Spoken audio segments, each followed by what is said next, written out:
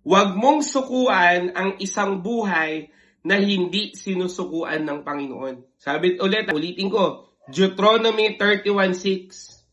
Be strong and courageous. Do not be afraid nor terrified. For the Lord your God goes with you. He will never leave you nor forsake you. Hindi ka sinusukuan ni Lord. Hindi ka niya pinapabayaan. Hindi ka niya iniwan. In fact, sabi pa ng Psalms, He is keeping track of your sorrow and He is collecting your tears. At ang sabi rin ng mga awit, He is close to the brokenhearted and He rescued those spirit or crushed. Kapatid, lahat na ginawa sa iyo ng Diyos.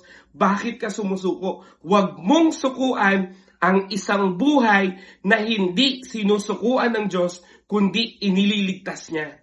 Amen? Kapatid, pangit lang sitwasyon mo ngayon, pero ang plano pa rin ng Diyos sa iyo laging mabuti. Tinuturuan ka ng Diyos para matuto ka. Hindi ka sinusukuan ng Diyos para makita mo na mabuti pa rin ng Diyos kahit anong mangyari. Kaya kapatid, dalangin ko sa iyo bilang isang lingkod ng Diyos. Ang sarap mabuhay. Lalo nang ang sarap mabuhay, kapatid, kung pipiliin mo ang Panginoon. Piliin mo si Lord, kapatid. Ito yung hirap na hindi mo pagsisisihan. Ito yung pagpapagal na laging worth it. Kaya nga sabi ni Peter, kapatid, nagagalak ako sa tuwing naghihirap ako para kay Kristo dahil ako'y nakikibahagi sa paghihirap niya sa krus ng Kalbaryo.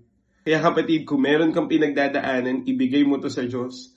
Huwag kang susuko at magpatuloy ka sa buhay. Amen po ba? Pwede ba natin palapakan si Lord? Hallelujah! God is good! And He is good all the time. Amen?